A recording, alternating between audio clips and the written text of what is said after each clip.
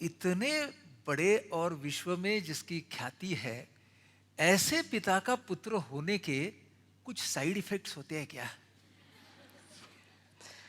देखिए, दोनों चीज़ें हैं। एडवांटेजेस भी होते हैं और डिसएडवांटेजेस भी दोनों होते हैं। बताइए। सबसे बड़ा एडवांटेज तो यही हो जाता है कि वेद में आपको बुला लिया जाता है। और दूसरा और डिसएडवांटेज ये होता है कि सबसे पहला सवाल ही ये किया जाता है कि इसके एडवांटेजेस क्या हैं। मतलब आप चाहे कुछ भी कर लीजिए, लेकिन आप एक छत्र छाया में रहते हैं। और इसलिए कई कई बार एक आइडेंटिटी क्राइसिस का सवाल कई बार आ जाता है सामने। अच्छा। तो ये शायद अपने आप में ये चलता रहेगा। हाँ, लेकिन वो आपका आइडेंटिटी क्राइसिस आपने सॉल्व किया है ना? नहीं, वो चलता रहेगा एक्चुअली। चलता रहेगा। उसका कोई सल्यूशन है नहीं, क्योंकि वो मेरे से नहीं है, वो सामने वाले से होता है। क्योंकि उसमें ये होता है कि ठीक है, आप अगर आपको किसी से जाके मिलना है तो आप जाके कहिए कि नमस्कार, मैं राजेंद्र सिंह जी का बेटा हूँ, तो आपसे कहेगा आइए बैठिए बैठिए बैठिए। वहीं तक सारे जितने भी एडवांटेजेस होते हैं वो सब खत्म हो जाते हैं। फिर डिसएडवांटेजेस शुरू होते हैं। वो फिर आपको कंपेयर करना शुरू करते हैं पहली बार में ही। यार, ये ऐसे हैं, अच्छा इसके पिताजी तो वैसे हैं, ये ऐसा है, इसके पिताजी तो वैसे हैं।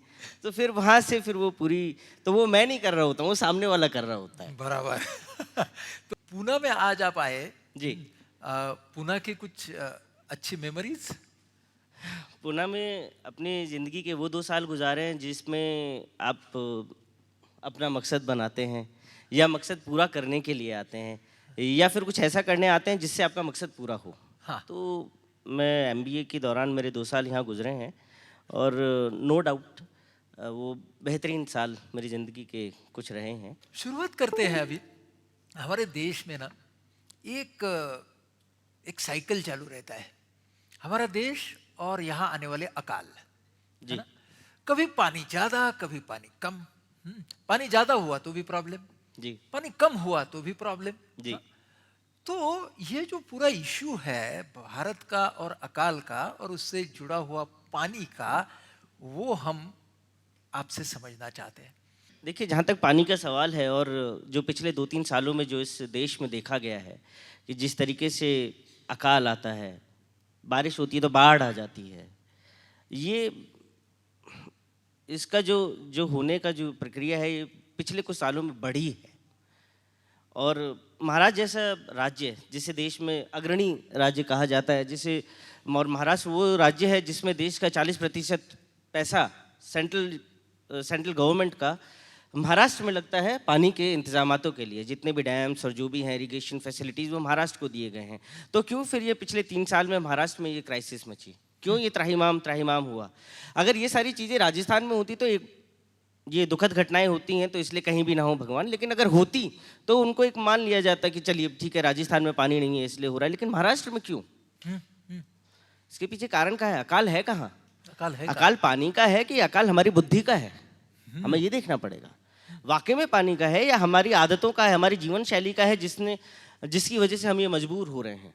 पानी का मैं मानता हूँ कि ठीक है, 2-3 साल से पानी की कमी थी, लेकिन जो पानी अवेलेबल था, क्या हमने उसका ढंग से उपयोग किया? ये काफ़ी सारे सवालात हैं। या जिस तरह की हम खेती कर रहे हैं, या जिस तरह के विकास की परिपाटी हमें पढ़ाई जा रही है, या हम जिसके पीछे भाग रहे हैं, ये अकाल तो आते रहेंगे। इन्हें अब आप रोक नहीं सकते। बेहतर होगा आप इनकी आदत डालिए। इन्हें आप रोक ही नहीं सकते। ये क्लाइमेट चेंज है और ये होके रहेगा। जिस दिन आज तो आप जूझ रहे हैं, 4 दिन पहले आप जूझते हैं अकाल से, फिर आप जूझते हैं बाढ़ से। अब तो आपको अडेप्टेशन की आदत करनी ही पड़ेगी, क्लाइमेट चेंज अडेप्टेशन। बराबर। और इसका ये जो ज्ञान है, इसका ज्ञान आपको आपकी परंपराओं में, आपके ट्रेडिशनल विजडम में आपको मिल जाएगा। अगर आप उनकी इज्जत करना सीखें, अगर आप वो काम करना चाहें वाकई में, अगर आप इनके सॉल्यूशंस ढूंढते हैं तो। नहीं तो हर चीज़ कुछ बहुत बड़ा रॉकेट साइंस होगा, कुछ ऐसा होगा जिससे क्लाइमेट चेंज मिटिगेट भी हो जाएगा और अडेप्ट भी होगा, तो वो तो कुछ होने वाला नहीं है। वो सब बस बड़ी बड़ी परियोजनाएं बनेंगी, बड़े बड़े अरबों खरबों रुपए बनेंगे, और वो ऐसे नहीं होता। क्योंकि अनुकूलन मनुष्य को करना है, वो आपको करना है, वो आपको खुद को करना है, आपकी जीवन शैली में करना है, आपकी आदतों में करना है।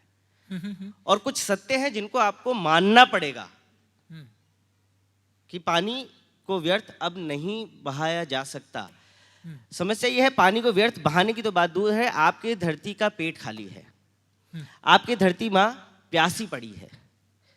हिंदुस्तान एकमात्र ऐसा मुल्क है जिसमें 54% of water, ground water use किया जाता है अपने इरिगेशन के लिए, अपने खेती के लिए। सिर्फ एकमात्र ऐसा देश है हिंदुस्तान।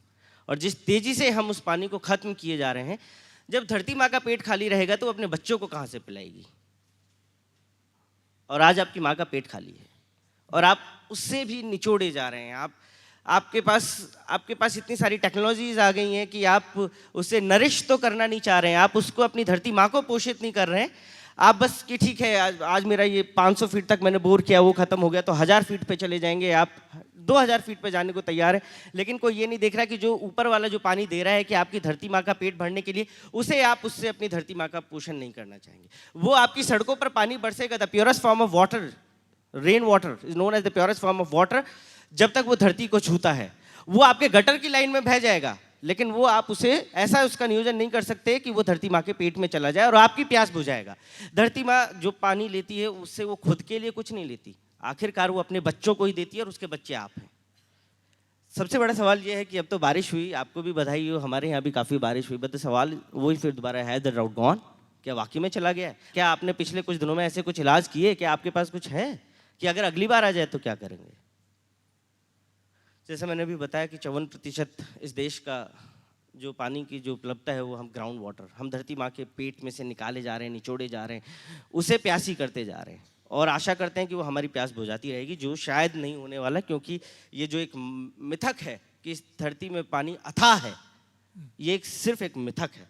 इस धरती में पानी अथाह नहीं है, उसकी लिमिटेशंस हैं, वो इसकी सीमित मात्रा है। मेरे ख्याल से आप सब अच्छे बेहतर जानते हैं पिछले 2016 की गर्मियाँ, अकाल किन किन प्रदेशों में था। महाराष्ट्र सर्वोपरि, लातूर जैसी जगह उसके लिए। लेकिन एक तरीके से देखा जाए तो मीडिया में जितना लातूर हुआ उसका फ़ायदा भी ये हुआ कि उससे कम से कम लोगों को उनके दिमाग, उनके जहन में आया तो सही कि हाँ ऐसी कोई समस्या है। हो सकता है भले ही हम यहाँ शहर में बैठे लोगों को पता भी ना चलता हो कि वाकई में कोई अकाल है, क्योंकि हमारे तो टोंटी में जब हम अपना सुबह सुबह टैप खोलते हैं तो पानी निकल ही आता है उसमें से। लेकिन दुर्दशा उस किसान की होती है जिसे अपना खेत सींचना होता है। और अभी इतना 3 साल का अकाल पड़ा, उसमें भी हम बहुत सौभाग्यशाली थे कि ये जो अकाल था ये सिर्फ खेती का अकाल था, पीने के पानी का अकाल नहीं पहुंचा था। हम उस हद तक नहीं पहुंचे थे। आप ये सोचिए, अगर पीने के पानी का अकाल हो जाता, अगर हम उस दुष्काल से गुजरते तो यहाँ क्या होता। अभी तो सिर्फ हम एग्रीकल्चर ड्राउट क्राइसिस से गुजरे हैं, उसी में हम इतना बौखला गए, इतना परेशान हो गए। और इसका सल्यूशन, जैसे मैंने पहले ही कहा, कि कुछ बहुत बड़ा साइंस नहीं है। आपकी धरती माँ का पेट खाली है, उसे पानी से भरना है, बस, सिंपल। चाहे इस देश का कितने से बड़ा, देश का क्या, इस पूरे दुनिया का कितने बड़े से बड़ा साइंटिस्ट आ जाए, वो तरीके कि धरती माँ का पेट कैसे भरना है, वो तरीके अलग अलग हो सकते हैं, लेकिन इसके अलावा कोई सस्टेनेबल सोल्यूशन नहीं है, क्योंकि पानी की drainage is not a solution. और आप कितना पानी देंगे, किसको देंगे? आपकी जेब में तो पैसा है, आप तो 15 या 20 रुपए की बोतल खरीद भी लेंगे। किसान के अपने वो पानी की बोतलों से क्या वो खेती सींच पाएगा? और किसान की अगर खेती नहीं सींची तो आपके लिए अन्न कहाँ से आएगा? आप चाहे 1 लाख रुपया कमाएं, चाहे 2 लाख रुपया कमाते हो, चाहे 4 लाख रुपया कमाते हो, जब वही गेहूं जो आज आप 17 या 20 रुपए किलो खरीद रहे हैं, जब आपको क्राइसिस में जब आपको 100 रुपए किलो या 200 रुपए किलो खरीदना पड़ेगा, तब आपके वो 2 लाख रुपए भी कम पड़ेंगे। तो इसलिए उसकी मतलब ठीक है, फॉर द टाइम बीइंग हम उसे कह सकते हैं कि उसकी समस्या है, उसका इम्पैक्ट हम पे पड़ेगा, क्योंकि वो हमारा अन्नदाता वो है।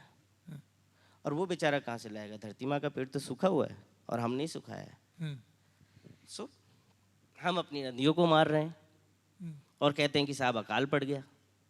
मुझे नहीं पता यहाँ जो नई उम्र के बच्चे बैठे हैं किन को कितनी नदियों का नाम पता है उनके शहर की। मेरे ख्याल से जानते होंगे तो किसी नाले के नाम से जानते होंगे। आपको पता है कि आपके शहर में से नदियाँ भी गुजरती हैं, कोई औंध का नाला या कोई फलाने का नाला, वो तो आपको दिखता होगा, लेकिन ये नहीं पता कि उनका उद्गम कहाँ है, वो नदियाँ वो मरी क्यों हैं, क्यों उतनी गंदगी है और उन्हें मार कौन रहा है। जब नदियाँ मरेंगी तो पूरे देश मरेगा, कि नदियाँ अपने अपने अपने साथ पूरी सभ्यता लेके चलती है, अपने साथ एक स्वास्थ्य लेके चलती है। वो जो नदी जो बहती है वो पानी ज़मीन में जाता है और वही पानी आप पीते हैं और उसी पानी की सब्जियाँ आप खाते हैं। आफ्टर मतलब हम चाहे कितने भी पैंट शर्ट पहन के जीन्स वगैरह पहन के टाइट वाई लगा के एसी एयर कंडीशन में चाहे कितना भी रह लें, आफ्टर ऑल हमारी जो पूरी जो जो बेस ऑफ द लाइफ है वो वहीं उसी मिट्टी में है, उसी पानी में है, जो जिसे हम या तो फ्लश करके बहा देते हैं या हमारी जो नदियां हैं उन्हें बर्बाद करके हम बहने देते हैं और हम उसे किसी का भी नाले का नाम देके। जयपुर में एक बहुत बहुत सुंदर सी नदी है, उसका उसका नाम भी बहुत सुंदर है, द्रव्यवती। कितना खूबसूरत नाम है, द्रव्यवती नदी। आज हम उसे अमीन शाह नाले के नाम से जानते हैं। तो ये देखिए हमारे शहरों की परिपाटी है, हम एक नदी को एक नाले के नाम से जानते हैं। एनीवेज, नदियाँ अगर सूख भी गई तो ऐसी बात नहीं है कि नदियाँ दोबारा जीवित नहीं की जा सकती। जैसा मैंने कहा कि आप अगर अपनी माँ की सेवा करेंगे तो अपने बच्चों का पेट जरूर भरेगी। आप उसके पेट में पानी भर दीजिए, वो दोबारा से बहेगी, वो खुद अपने पास कुछ नहीं रखेगी। Rain water harvesting is the only solution, चाहे वो शहर हो चाहे वो गांव हो। और कोई रॉकेट साइंस नहीं है, कोई भी बड़ा इस देश का बड़ा नेता आपको कोई चिल पिल नहीं लाके दे सकता कि just have and take a chill. There is nothing chill, कुछ भी चिल नाम की चीज़ नहीं है यहाँ, और ऐसी ना कोई पिल है। वो तो धरती माँ का पेट अगर आपको पानी से भरना होगा। और अच्छा, धरती माँ का पेट भरा कैसे जाता है, अब आप खुद देख लीजिए। इसमें भी ये है कि हमारे समाज के पास वो ज्ञान है,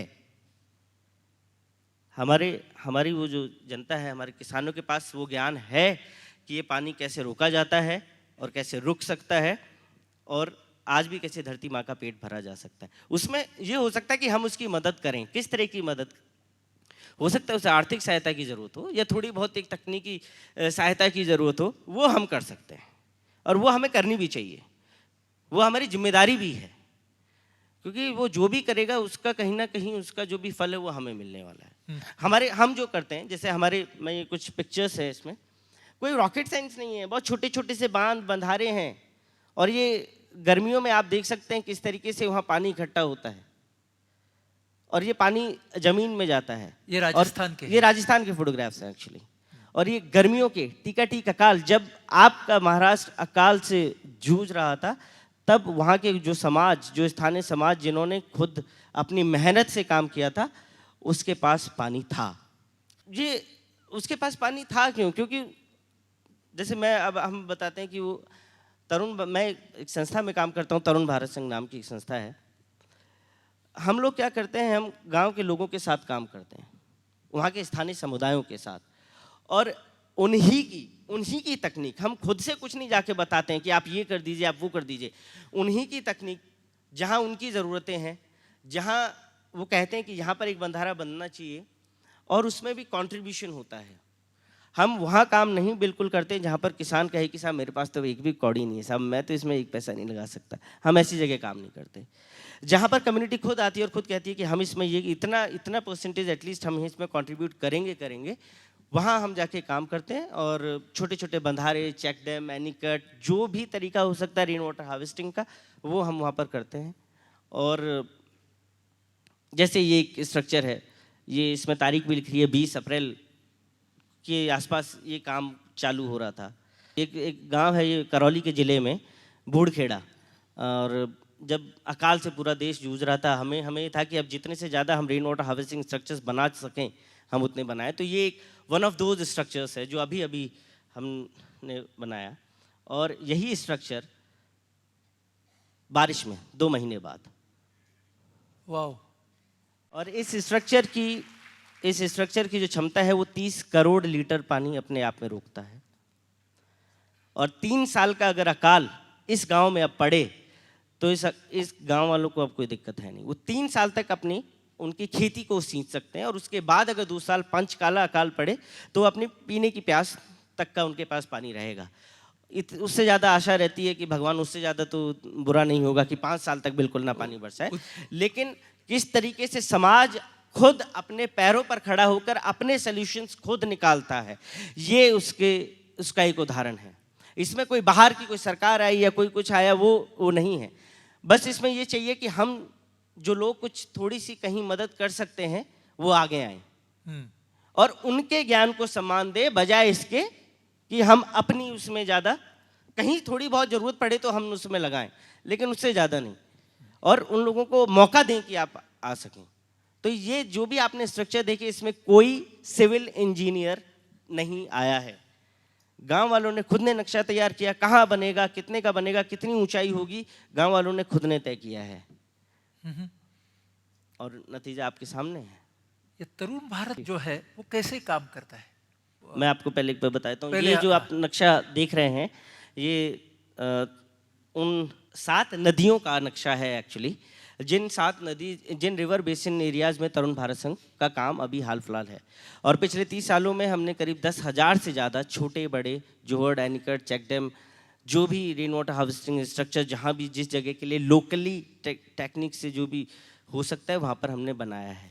वो और रेड स्पॉट्स जो है, और ये जितने भी रेड स्पॉट्स आप देख रहे हैं इसमें, ये वो रेन वाटर हार्वेस्टिंग स्ट्रक्चर्स हैं। और वहाँ पे काफी डेंस है नीचे। हाँ, वो एक्चुअली वो उसका डेंस होने का कारण ये है कि वहाँ की कम्युनिटी जो है वो ज़्यादा उसने भाग लिया, वो खुद से आगे बढ़कर आए कि ठीक है हमें यहाँ करना है। और जैसे मैंने पहले कहा, हम जब समाज के साथ काम कर रहे हैं तो हम में कोई बहुत बड़प्पन की भावना नहीं होनी चाहिए। ये हम कोई खैरात नहीं बांट रहे हैं, उसमें कम्युनिटी खुद आती है और खुद कहती है कि मैं इतना कर सकते हैं। हम इसमें 30%, कॉस्ट ऑफ कंस्ट्रक्शन में हम 30% हम करेंगे, 50% हम करेंगे, हम कभी खैरात नहीं बांटते। उसका भी एक कारण है कि ठीक है आपने एक कम्युनिटी के साथ आज आप उसे बना के कुछ दे दें, उसमें फील ऑफ ओनरशिप नहीं आती है। और क्यों हमारी जो सरकारी जो परियोजनाएं या सरकारी जो स्ट्रक्चर्स हैं वो क्यों कुछ सालों बाद डिसफंक्शनल हो जाते हैं? इसलिए क्योंकि कम्युनिटी उन्हें ओन नहीं कर पाती है, क्योंकि कम्युनिटी का तो उसमें एक भी पैसा नहीं लगा होता है। तो वो अगर टूट जाता है तो उसके बाद कम्युनिटी यही सोचती है कि गवर्नमेंट आएगी और गवर्नमेंट इसे सही करेगी। एक्चुअली आज़ादी के 50 साल में हमने जो सीखा है वो है गवर्नमेंट डिपेंडेंसी सिंड्रोम। हम उससे ग्रसित हैं। हमारे तो अगर मुंह में रोटी भी एक का टुकड़ा भी अगर हमें करना होगा तो हम सोचेंगे सरकार ही आके डाल दे तो हम खुश हैं, और उस सिंड्रोम से हम जूझ रहे हैं। हम खुद कुछ नहीं कर सकते, और बल्कि बहुत सारे ऐसे काम हैं। अच्छा, इसमें भी शायद हमारी गलती नहीं है, इसमें हमारे नेता या राजनेताओं ने हमें आदत डाली थी कि आप सिर्फ वोट दो, बाकी सारा हम खुद कर देंगे। वो बेचारे क्या कर सकते हैं, उनकी औकात क्या है? वो क्या पानी बना देंगे? पानी तो ऊपर वाला देगा, वो बेचारे कहाँ से पानी लाएंगे? पानी ऊपर वाला आपको देता है, उसे बस धरती में सहेजने की जरूरत है। बस वही है, बड़पुलापन लेव डूबता है ना। हमारी तो सरकारें आजकल चल ही बड़पुलेपन पर रही हैं। ठीक है, आप डिपेंडेंट बनिए तो आज जो हश्र होगा, ये अकाल जैसा मैंने कहा, ये अकाल पानी का अकाल नहीं था, ये हमारी बुद्धि का अकाल था।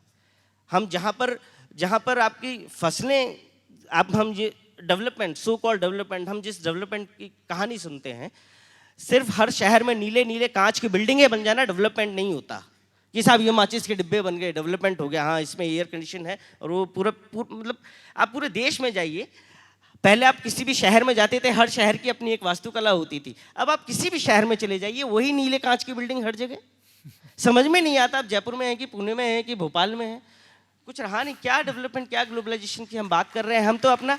हम अपनी बायोडाइवर्सिटी खोते जा रहे हैं, हम अपनी फूड डाइवर्सिटी खोते जा रहे हैं। हर किसी को देखिए गेहूं खा रहा है।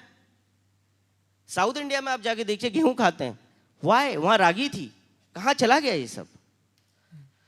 ये खैर, ये all these things are very debatable, और हम बहुत आगे तक लंबे बात करते जा सकते हैं। उनका कुछ वो नहीं है। लेकिन ये इस पूरी स्टोरी के पीछे जो मूल तत्व ये है कि हम समाज के साथ अगर हम भी काम कर रहे हैं तो हम कोई ये नहीं है कि हम उनके लिए पानी का काम कर रहे हैं। हमारा जो बेसिक जो हमारा फील है वो ये है कि हम जिस कम्युनिटी के साथ काम कर रहे हैं वो सेल्फ रिलायंट बने। एक बार किसी चीज़ की उन्हें ज़रूरत हो सकती है, आप उस हद तक उनकी थोड़ी सी मदद कर दीजिए, फिर पूरा मैकेनिज्म ऐसा हो जो सेल्फ रिलायंट बने, ना कि ये कि वो हम पे डिपेंडेंट हो जाए। और जैसा मैंने पहले आपको बताया, एक बहुत छोटा सा कॉन्सेप्ट, हाँ, क्लाइमेट चेंज आजकल कई लोग आज भी कई हमारे बहुत सज्जन, बहुत बड़े बड़े विद्वान आज भी क्लाइमेट चेंज को एक शगुफा मानते हैं। कहते हैं क्या बकवास है, क्लाइमेट चेंज नाम की कोई चीज़ नहीं है। उन्हें चेन्नई की बाढ़ नहीं दिखती पिछले साल की, या कश्मीर की? या केदारनाथ के उन्हें वही स्खलन नहीं दिखते उन्हें। या अभी अभी हम जिस अभी हमने जो मेरे इसका टाइटल था has the drought gone. Actually मैं आपको बताऊं कि इस बार बारिश बहुत अच्छी हुई है, लेकिन पता नहीं आप लोग यहाँ का क्या हाल है, लेकिन हमारे राजस्थान में बारिश काफ़ी अच्छी हुई। अगर आप ऑन एन एवरेज देखेंगे तो हमारे यहाँ बारिश हुई, लेकिन 15 अगस्त के बाद से हमारे यहाँ बारिश नहीं हुई। जो भी बारिश हुई वो 15 अगस्त से पहले पहले हो गई। अब उसमें ये हुआ ये कि जिस किसान ने बीज बोया था 15 अगस्त से पहले, मतलब जुलाई में, और ये था कि दूसरी तीसरी जो सिंचाई होगी उसकी बारिश से हो जाएगी, वो उस टाइम पे बारिश हुई नहीं। पानी पूरा बरसा है। आप अगर आंकड़ा लगाएंगे तो अब वही ना, पूरे साल का पानी 2 दिन में बरस जाए तो भी वो कोई फायदे का नहीं है अगर आपने उसके मैकेनिज्म तैयार नहीं कर रखे हो। और अब यही होने वाला है, 2-2 साल की बारिश 2 दिन में बरसेगी और 2 साल तक सफाया। उसके लिए हमें पहले से ही तैयारी करके रखनी पड़ेगी। ये कैसे तैयार होता और है? ये ऐसे है, आप मेरे ख्याल से हर कोई भी स्कूली बच्चा जानता है कि बारिश कैसे होती है। कोई भी यहाँ बता देगा कि वो समुद्र से वाष्प उड़ती है, वो फिर बादल बनते हैं, वो धरती पे जाते हैं, जहाँ भी भारी दबाव क्षेत्र होता है वहाँ पे बारिश हो जाती है। बहुत आसान सा है, ये भी वही है। हमारा मानना यह है कि रेन वाटर हार्वेस्टिंग सिर्फ अडेप्टेशन ही नहीं है, it's mitigation of climate change. वो कैसे? जिस तरह अभी आप इसमें देख रहे हैं कि ये बादल से वाष्पीकरण होकर धरती की तरफ आ रहे हैं बादल। अच्छा, अब इसमें रंग देख पा रहे होंगे, लाल, ऑरेंज, येलो। ये वो रंग है जो आपके जिसे एक्चुअली हीट बोलते हैं, जो इंडस्ट्रियलाइजेशन से होती है। ह्यूमन हीट भी होती है। अगर इस कमरे में आप भी एयर कंडीशन बंद कर दें तो ही बहुत ऊर्जा होगी। ये लाल जो आप देखेंगे, लाल जो हीट है, ये जो आजकल का जो डेवलपमेंट है, ये दबाव बढ़ाता है। और बारिश जब होती है तो जहाँ पर अभी ग्रीन देखा वहाँ पर आप बारिश होगी, लेकिन जैसे जैसे ये बादल धरती की तरफ बढ़ेंगे, और क्योंकि शहरीकरण बहुत तेजी से और बेतहाशा, और जिस तरीके की जिस विकास की बात कर रहे हैं, बादल उड़ जाते हैं, ऊपर उठ के और आगे चले जाते हैं और बारिश नहीं होती। बादल आते हैं, बिना बरसे जाते हैं। वो लगान वाला सीन होता है ना। और इसमें अगर ह्यूमन इंटरवेंशन, ये अगर आप इसमें छोटे छोटे छोटे डॉट्स देख रहे हैं, इसमें ये है कि अगर आप समय रहते आप रेन वाटर हार्वेस्टिंग करते हैं, आपने रेन वाटर हार्वेस्टिंग अगर आपने करी, तो जब वही एज यूजुअल वो ग्रीन वाले पोर्शन पे पानी बरसा और वो आपके रेन वाटर हार्वेस्टिंग स्ट्रक्चर्स में भी पानी जा रहा है। होता क्या है, ये रेन वाटर हार्वेस्टिंग स्ट्रक्चर्स में जो कलेक्टेड वाटर है, ये अपने आप में एक छोटी छोटी हाइड्रोसाइकिल्स बनाते हैं। एक जो बड़ा हाइड्रोसाइकिल है आपका, वो है एक तरफ, और ये छोटी छोटी जो हाइड्रोसाइकिल्स हैं, जब ये अपने आप में एक छोटी हाइड्रोसाइकिल्स बनाते हैं। जब हम कहते हैं ना कि जहाँ हरियाली होती है वहाँ बारिश ज़्यादा होती है, जहाँ पर पानी के काम ज़्यादा होते हैं वहाँ बारिश ज़्यादा होती है, वो एक्चुअली इसलिए होती है क्योंकि उनकी खुद की एक छोटी हाइड्रोसाइकिल्स बनती है, और वो बड़ी हाइड्रोसाइकिल्स से मिलके अपने फिर वो टेम्परेचर को डिक्रीज करती है, और ज़्यादा बड़े हिस्से में बारिश रेगुलर और कॉन्टिन्यूटी फेज में होती रहती है। एक्चुअली ये तरीका है जिससे जब हम कहते हैं कि rain water harvesting is mitigation to climate change. नहीं तो हमें अडेप्टेशन तो जो हम कर रहे हैं वो करते रहना होगा, और वो हम कर भी रहे हैं। और शहरी लोग अभी भले ही नहीं कर रहे हो, लेकिन हाँ, गांव के लोगों को तो करना पड़ेगा, because they don't have any 30 सालों में ये सबसे बड़ी सीख है। ये 30 सालों में एक्चुअली सच बताएं तो ये हमें भी नहीं पता था। ये एक स्लोवाकिया के साइंटिस्ट हैं मिकाएल, उन्होंने हमारे इलाके में आके जब एक स्टडी करी और देखा, तो उन्होंने हमें बताया कि आपके इलाके में क्यों हमारे अभी हमने पाया कि पिछले कुछ सालों में जिस इलाके में हमने काम किया है वहाँ पर तो बारिश ठीक ठाक हो रही है, लेकिन और जो इलाके हैं वहाँ बारिश नहीं होती। तब उन्होंने आके ये स्टडी करके हमें एक कॉन्सेप्ट बताया। ये हमारा खुद का नहीं है, क्योंकि हम खुद साइंटिस्ट नहीं है, तो हमें नहीं पता क्या हो रहा है। हमें तो सिर्फ इतना पता है कि पानी की बूंदें हैं, धरती में डालो और वो उससे फिर खेती करेंगे और अपना पेट पालेंगे। ये काम शुरू ही उससे हुआ था। अभी एक मौलिक सवाल मेरे मन में आ रहा है कि आज पानी के बारे में तुम जिस तरीके से बोल रहे हो, पूरे हृदय के साथ बोल रहे हो, ये तुम्हारी जो यात्रा है पानी के साथ वाली यात्रा, उसे अभी शुरू होके 6-7 साल हो गए। हाँ, 6-7 साल। हाँ, उसके पहले वाली जिंदगी कैसी थी? Actually I don't regret for that, it was fantastic. हाँ हाँ, यस।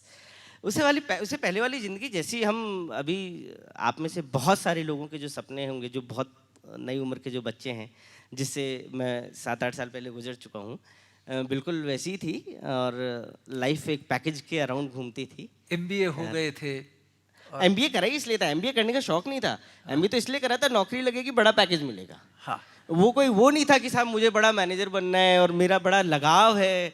वो दुनिया कर रही थी, मैंने भी कर लिया। हाँ एज सिंपल एज दैट। हाँ। और कहाँ पे ये, दिल्ली में थे, गुड़गांव में थे, कहाँ थे? हाँ, एक्चुअली जैसे मैंने कहा कि एमबीए किया, सिम्बियोसिस से ही किया है, तो सिम्बियोसिस के खुद 2 साल बहुत बेहतरीन गुजरे। उसके बाद बड़े बड़े प्लेसमेंट्स, बड़े बड़े ऑफर्स। तो गुड़गांव में मैं एक कंपनी था, उसमें मेरा सिलेक्शन हुआ, फैट सैलरी, सब कुछ बड़ा जैसा जो आपको चाहिए होता है वो आपको मिलता है, तो आप खुश क्यों नहीं होंगे। और जो लाइफ स्टाइल, एक्चुअली समस्या तो यही है ना, हम तो लाइफ स्टाइल के पीछे है, वो आकर्षण जो होता है वो आकर्षित करती थी। 5 days वीक, कार में घूमना, वो सूट वूट लगा के मीटिंग्स, वो टीवी में देखते हैं ना, सूट वूट लगा के मीटिंग्स में जाना, और फिर 2 दिन सैटरडे संडे पार्टीज में, सुबह से शाम पता नहीं कहाँ गुजर जाती थी।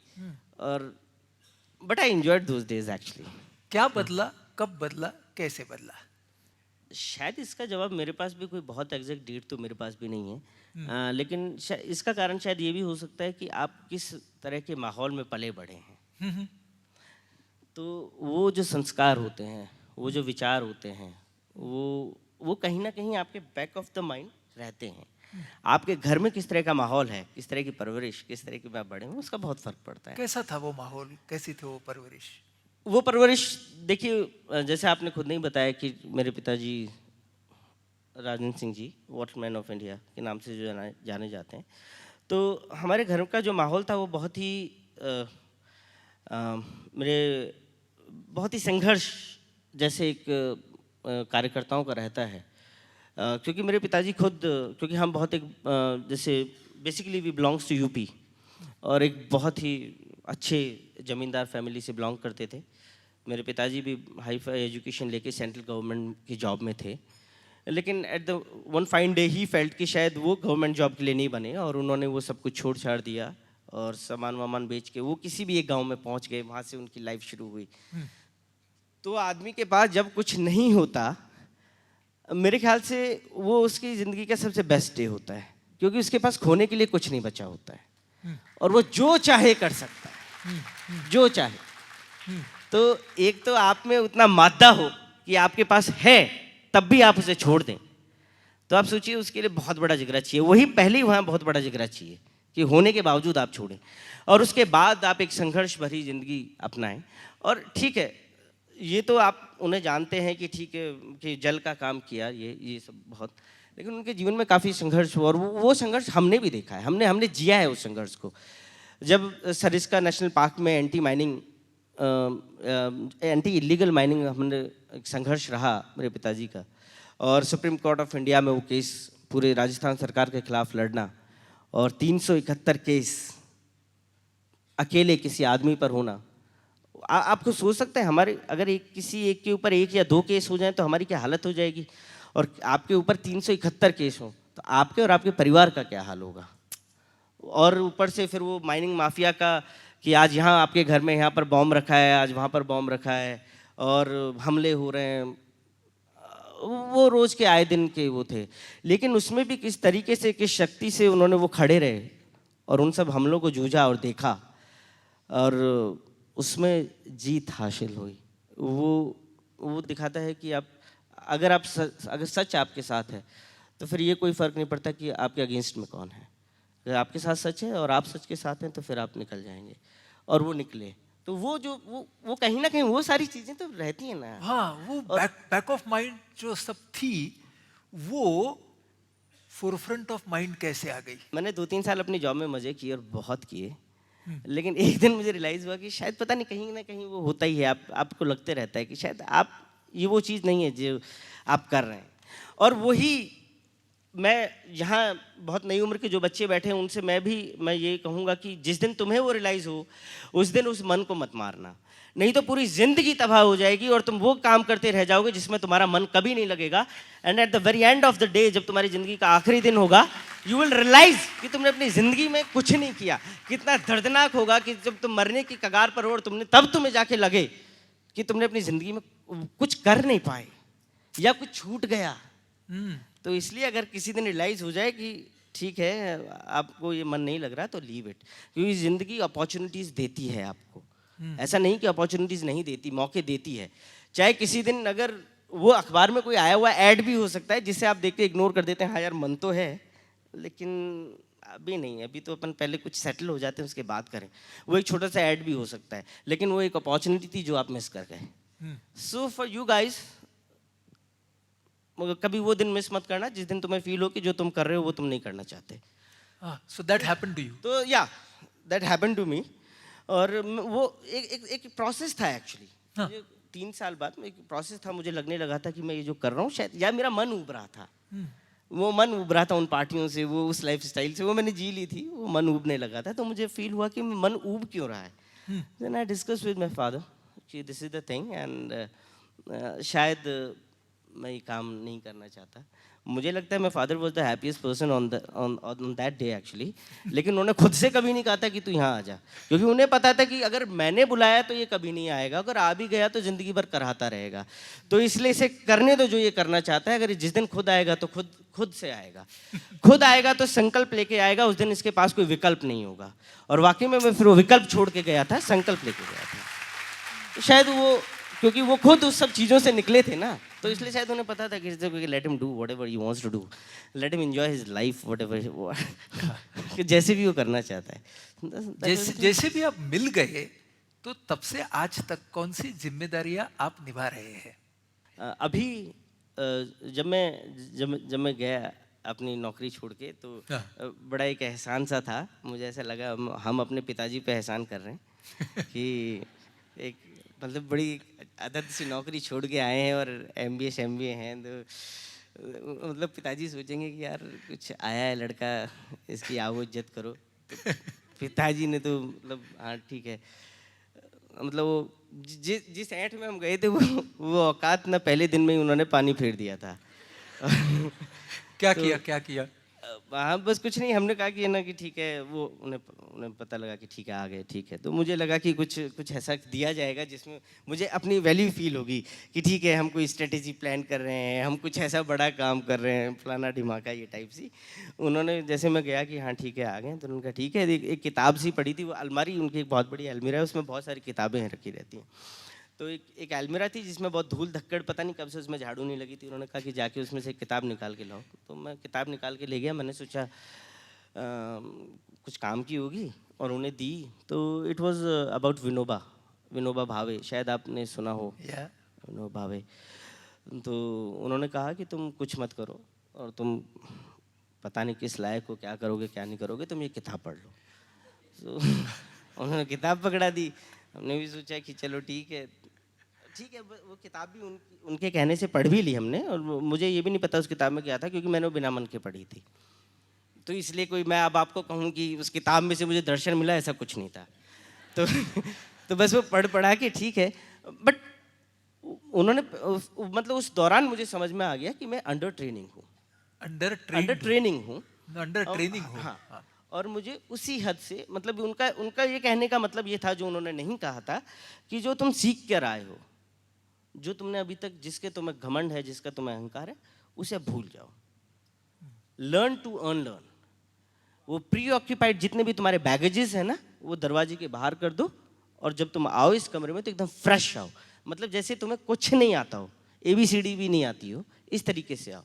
तो that was the actually philosophy behind his motive to say that कि किताब लेके आओ और किताब पढ़ो। फिर वो मुझे भी रियलाइज़ हुआ और मैं भी फिर उसी हिसाब से एक्ट करने लगा। अभी हाल फिलहाल में मैं तरुण भारत सिंह के एग्जीक्यूटिव डायरेक्टर की हद से काम करता हूँ, और अभी जो काम हमने अलवर में किया था, उस काम को हम राजस्थान के और इलाकों में कर रहे हैं, और महाराष्ट्र में भी हम शायद जल्दी अपना काम शुरू करेंगे ऑन द फील्ड। एक्चुअली हमारे जो काम है वो 2 तरीके के हैं। एक तो on the field at the grass root level, communities के साथ वाटर हार्वेस्टिंग करना, और दूसरा ये है कि देश में इस देश की पानी को लेकर नीतियाँ कैसी हों, नदियों की। हम विडंबना देखिए, आपके देश में गंगा जैसी नदी बहती है, उस देश में एक मतलब गंगा क्या, मतलब एक नदी नीति तक नहीं है। और तो उस देश में नीतियाँ कैसी हों, किस तरह की बननी चाहिए, वो प्रो पीपल हों, एक्चुअली कम्युनिटी सेंट्रल, मतलब वो ये ना हो कि वो बड़े बड़े उद्योगों घरानों को, क्योंकि आज के टाइम पर पानी को लेकर बहुत ज़्यादा कॉन्फ्लिक्ट्स हो रहे हैं और पानी को लेकर ये कॉन्फ्लिक्ट्स बढ़ने वाले हैं। और ये कॉन्फ्लिक्ट्स होंगे अमीर और गरीब के बीच में, ये कॉन्फ्लिक्ट्स होंगे गांव और शहर के बीच में। वो गांव जिनका पानी पुणे शहर पीता है, शायद आज से 5 साल बाद वो गांव कहने लगे कि हमारा पानी पुणे में क्या करने जा रहा है, रोको उस पानी को। तब आप लोगों के भी जहन में आएगी। ये देश जल रहा है। पिछले 50 सालों में हमारे देश की judicial system, the honourable supreme court of India, Kaveri विवाद नहीं सुलझा पाई, एक विवाद नहीं सुलझा पाई है। आप सोचेंगे आगे आने वाले 20 सालों में जब ये विवाद एक से बढ़कर और बढ़ेंगे, क्या हालात होने वाले हैं। आपका पूरा न्यायिक ढांचा चरमरा जाएगा। और अब आप सोचेंगे ये हो क्या गया, और पता चला आपको एक अलग सी वाटर जुडिशरी सिस्टम खड़ा करना पड़ रहा है। तो इस समय इस देश में पानी के हालात बहुत बुरे हैं। वाटर टेररिज्म, आप बहुत सुनते भी होंगे, सीरिया में जो हो रहा है इस समय, और हम उसे एक विशेष धर्म से हम जोड़ देते हैं कि ये वो हो रहा है। उसकी जड़ में भी आप जब जाएंगे आपको दिखेगा कि पानी है, क्योंकि सीरिया का सारा पानी टर्की ने रोक लिया है बड़े बड़े बांध बना के, और सीरिया के लोगों को माइग्रेट करना पड़ रहा है। और सीरिया की खेती हिंदुस्तान की खेती के बराबर बहुत पुरानी थी, लेकिन आज उन्हें माइग्रेट करके यूरोपियन कंट्रीज में जाना पड़ रहा है। और सीरियन लोग क्यों टर्की को कुछ नहीं कह सकते कि आपने हमारा पानी क्यों रोक लिया, क्योंकि Turkey is the only way that they can migrate to Europe.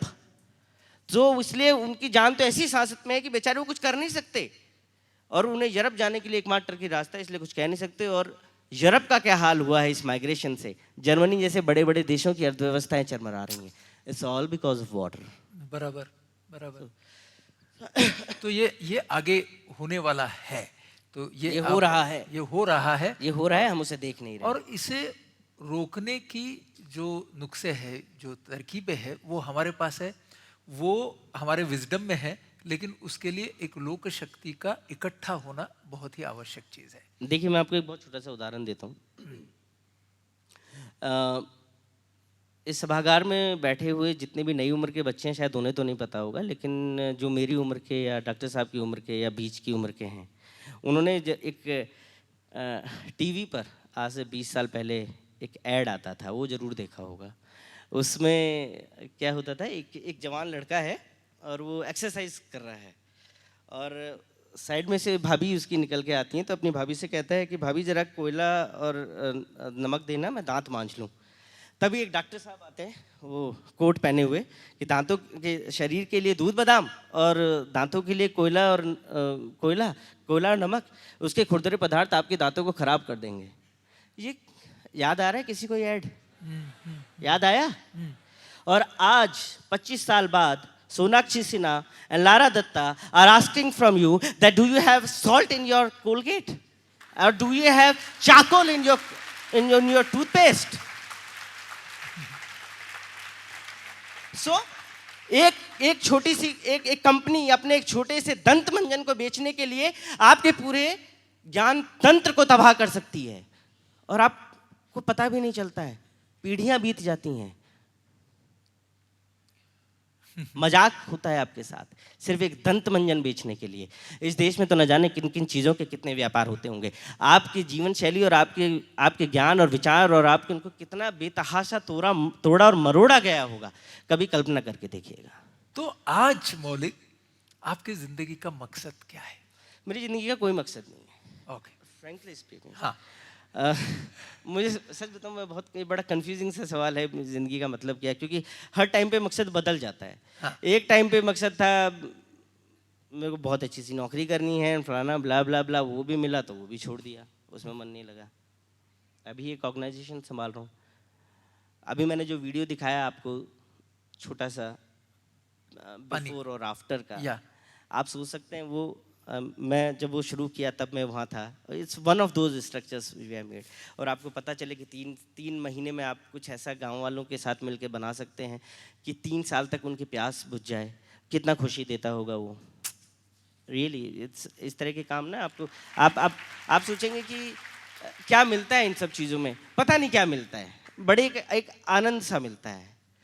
शायद आपने कहा कि मकसद क्या है, तो वही होगा। तो शायद वही मकसद हो सकता है कि on the very last day of my life मैं रिग्रेट नहीं करता फिरूँ कि यार मैंने अपनी ज़िंदगी में वो किया होता। अगर वो ऐसे हो रहा है तो ये सही, और 5 साल बाद अगर मुझे लगा कि ये नहीं, वो काम करने से मेरे को मिलेगा, तो शायद वो सही।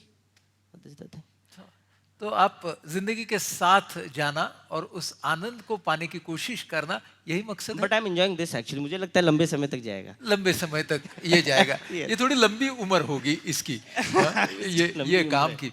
लेकिन जैसे बहुत सारे विद्यार्थी मित्र हैं, और मैंने एज अ फ्रेंड, उनको अगर मकसद ढूंढना है अपना अपना, तो आपके अनुभव से आप उन्हें क्या 2-3 टिप्स देंगे?